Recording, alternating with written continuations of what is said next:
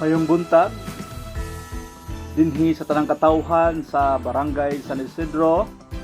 Ako niya hangyoon ang tagsatagsa ninyo ka mga presensya sa pagpamati nining atong mga pahibalo para sa mga senior citizen dinhi sa Barangay San Isidro nga ang buhatan sa Municipal Social Welfare and Development Office inubanan sa National Commission for Senior Citizens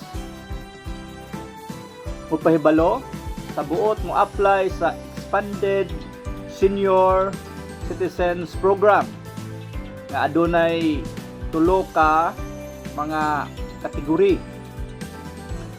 Ang octogenarian nagaedad og 80 ngadto sa 85 or 80 and 85 years old. Din ang ikaduha nonagenarian nga nagaedad og 90 and 95 years old.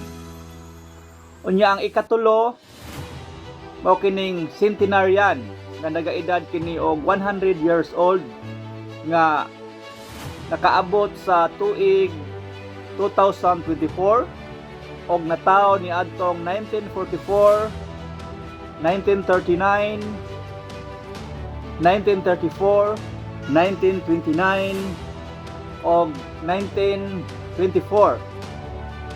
Palihog sa pagpahibalo nga ang opisina modawat lamang sa ilang mga petisyon hangtod lamang sa March 23, 2026. Kami muhangyo sa pagdala sa opisina sa mga sumusunod nga mga dokumento. Kinahanglan adunay dala ang mga buot mo apply usa niini ang OSCA ID.